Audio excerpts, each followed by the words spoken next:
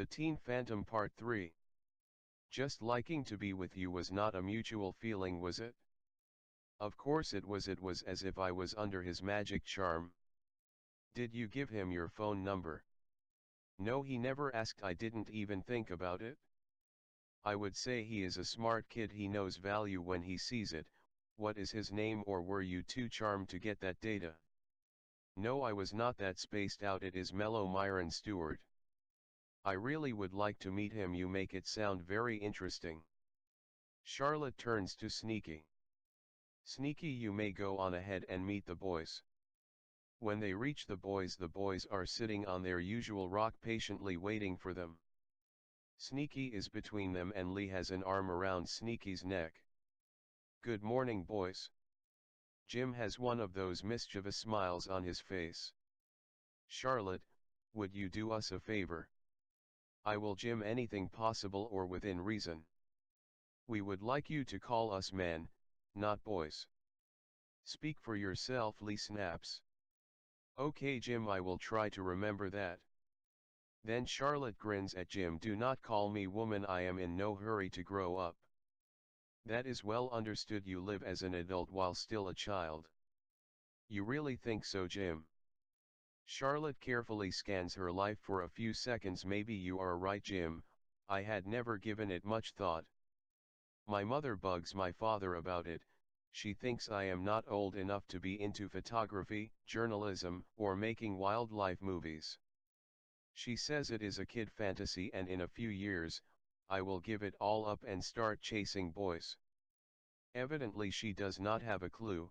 I am grateful she doesn't. It could be much worse. Jim looks a little embarrassed. I do not mean to complain of your lifestyle or fortunate opportunity, Charlotte. You deserve every bit of it. You are right, your mother does not have a clue. As for you chasing those boys, that would be the day you chased anything but your own dream. Would be bizarre. Charlotte gives Jim a smile. You do not miss much, do you, Jim? It's a long ride ahead, Lee chirps with an excited attitude. I see you gentlemen have your blindfold helmets already. When are you going to let us in on your secret passage? Lee snickers, turns toward Jim and whispers, not even if she and you were hitched, just look at her mother and father. Charlotte feels a tinge of heat in her face. She is a little embarrassed and she feels a bit guilty on her parents' part. Jim gives Lee a stern look of reproof. That certainly was not appropriate, Lee. Charlotte looks down, searching for words. She feels terrible. The boys have been good to Nikki and her, and they have kept all of the secrets they have shared with them. Jim, I would really like to show you the secret passage. It is my father's secret. I have never asked him if I could share it with you. I will, and I hope he is okay with it. I have no doubt of your loyalty. I think you have proven yourselves very well. I would even hope you could spend some time with my father in his secret lab. I know you would be thrilled with what he does. I know you are serious, Charlotte. I hope I can prove my loyalty beyond a shadow of doubt. Forget what I said about you calling us men. The gentleman thing makes me feel like a stranger. I didn't think the idea through very well. Tyke, this is your father. They do not need their helmets. I will give the boys a tour in the near future. The helmets allow you to see only 6 square feet of floor or ground area as you look straight ahead. On second thought, Jim, you will not need your helmets. My father would not mind. You just see the passageway. You still could not get in by yourselves. I am sure that in the near future I can get him to give you boys a tour. We would not want to go in by ourselves anyway. I really appreciate this. A tour would be fantastic. Maybe you should ask your father first. I would hate for you to get in trouble with your father. There will be no trouble. It will be okay. The boys are thrilled at the sight of the secret entrance and passage. They discuss it with each other for quite some time. Nikki hurries ahead. She plans to fetch the tools from the secret chamber. Long before they reach the peak, Nikki comes hurrying back with shocking news. Someone has started the return trail. I biked down it for almost a mile. I didn't hear or see anyone. Charlotte speaks casually. I wonder who could have built it? Nikki speaks quickly. It looks much more professional than ours. We must get the boys back through the transition. Nikki, you and I will check it out. Charlotte, Lee, and I should stay and help. You girls should not be out here alone, should you? We will be fine, Jim, probably as safe as you and Lee, but I appreciate your concern. Sneaky would not let anything happen to us, at least she would die trying. I had not thought of Sneaky. Yes, you will be safe. We have some research and there are some things we need to do anyway since there is no trail to build. Their homeward trek back to the transition does not take long. Nikki takes the boys through the transition while Charlotte sits on a rock and waits. Sneaky sits in front of Charlotte and looks at her with a curious look. She knows something is up. She will sit right here until Charlotte lets her know everything is okay. The mass of rock has swallowed the boys and Nikki. The passage is well over 100 feet long. Even when they come out on the other side, it is difficult to hear through the thick underbrush and trees.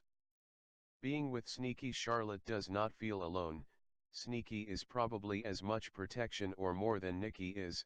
At least Sneaky would not feel guilty if she had to kill to protect Charlotte. Charlotte does feel very secure with Nikki by her side. Nikki has been in the defense arts since she could walk well. She is a lethal weapon now. She lacks a couple of months of being 17.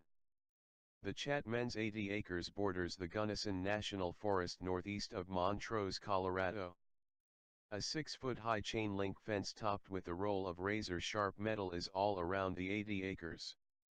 There is a wrought iron security gate at the entrance to the drive activated by Charlotte's father's multi-frequency control unit. At the far end from the main entrance gate there is a little gate hidden in the brush and trees. It's on the main road. The boys use it much of the time. Both boys carry the little cell phone like Nikki and Charlotte. It will open the two gates. Neither Charlotte's mother nor Jane knows of the boys or the little gate. At the transition the fence runs along the top of a little cliff. Just beyond that is a little mountain. It is an outcrop of sandstone. It has heavy undergrowth and tall pines surround it. Charlotte's father planted it years before she was born. It forms a secluded area. Tyke, this is your father. Have you been in hearing range for long? Yes, I have heard it all. Don't panic, Tyke, it will be just fine. You and Nikki check things out, relax and keep your cool. I am not worried about you, this may be a blessing in disguise. Charlotte has a hunch her father knows more about the trail than he wants to disclose. Nikki slips onto the rock beside Charlotte when she returns. Nikki, don't worry about Tyke and me knowing of the little affair with the Hawkins character. You are like my own daughter. I will do anything for you that I will do for Tyke. I will talk with Jane, she will not give you away. Maybe we should get a horse and turn it loose so they can find the horse they are missing. What do you think? Nikki, Dad would do that if he thought it was necessary. When you said you heard it all, you were not kidding, were you, Dad? Okay, you girls run along, see what is going on out there. After an hour or so on the trail they will onto the new trail. This is a great trail, Charlotte. It truly is. The surface appears to be of crushed rock. It looks to be embedded in some sort of plastic. Sneaky has been traveling on the dirt where she can. She does not like the hard surface. As they follow a bend in the trail they hear a little low bark. Sneaky does this when she has found something that will interest Charlotte. Sneaky is behind them. Their stop is very quick. There is no skidding on this trail. They turn their bikes around, they slowly cruise back and head up the branch trail. If it were not for Sneaky they would have missed it. It is a Y with the branch leading the opposite direction they were traveling. It has a heavy cover of foliage and they were moving much too fast to see the other trail. After an hour or so on the trail, it dead ends. They find themselves among a cluster of huge rocks at the foot of a mountain of sandstone. It is similar to the transition. Tall pines and huge underbrush surround it. Rock encloses the trail on both sides for the last 20 to 30 feet. They leave their bikes and walk back out of the rock enclosure. When they come to the start of the enclosure, they hear a little low muffled growl. When Charlotte turns to look, she is shocked. A man sitting on a huge rock and startles her. He is partially hidden by overhanging branches about 300 feet away. Nikki looks at Sneaky and then up to Charlotte. "What's wrong, Charlotte?" "Nothing," Charlotte whispers. "I do not want to scare you, there is someone sitting on that big rock up there." Nikki slowly turns to look. They watch him for a time without speaking. They can see only his profile. He is sitting so still. He is as part of the rock. He appears to be in deep meditation. He is wearing nice sweats and ash gray in color. "Is it a guru, Nikki?" Nikki turns to Charlotte and whispers, "No, it looks like Mello." "We should not disturb him, should we, Nikki? He will not care. Besides, I will not yell at him." Nikki stands stone still and she zeroes in on him with what looks to be the same intensity as his, as if she is communicating with him. He turns toward them with a frown that turns to a bewildered look. He waves and hollers, "Hi, Nikki." Nikki waves back. "I see why where he lives is a secret," Charlotte whispers. "I did not say that, Charlotte, I just said it may be." With a negative attitude, Charlotte says, "I would like to meet him too, only I would prefer it with a diverse setting." "Charlotte, don't be like that, Mello will not mind." "You may be right," Charlotte finishes the conversation in whispers. Mello slips off the rock and fades away, then he comes crawling out on his hands and knees from what looks to be an animal trail. He is about 10 feet from where the girls are standing. Charlotte had told Sneaky not to growl. She told her that Mello is just a friend. Sneaky sits with rigid vigilance to make sure. Mello gets to his feet and brushes dust and leaves from his sweat, speaking very vigorously. "What a way to meet friends. Did you crawl all the way?" "No, it was just for the last 20 feet, Nikki. I have been eager to see you again, but you will never know how stunned I am that it is under such circumstances." "I am sorry, Nikki." "Don't be, it makes me happy for us to meet in any fashion." "Mello, this is Sasha, Charlotte Chatman. She prefers you to call her Charlotte." "I am not going to expose you to her other names, which are many, and Charlotte, this is Mello Myron Stewart." Charlotte cautiously extends her hand. He takes it with both of his very tenderly and just holds it, looking into Charlotte's eyes. "This is truly my great pleasure, Charlotte."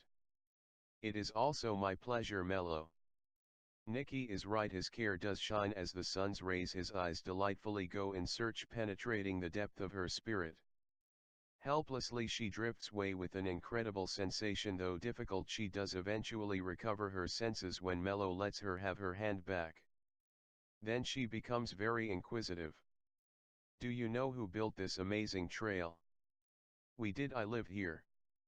"You live here? You mean you are camping out?" "Oh no, it would be neat to camp out here though. You cannot see it, but there is a large building up on the hill." "Does anyone else know about the trail beside you girls?" "Just my father and a couple of our friends know of it." "Would you girls consider coming up to my place to visit?" "What do you think, Nikki?" "I would really like to, Charlotte." "Okay, I would too." Mello presses some buttons on his cell phone and looks up into the sky. A large cable emerges from among the tops of the trees. It is about 30 feet in the air. In a few minutes the end of the cable vanishes among the trees beyond the mountain of rock. How can that cable extend as if a giant is pulling it along?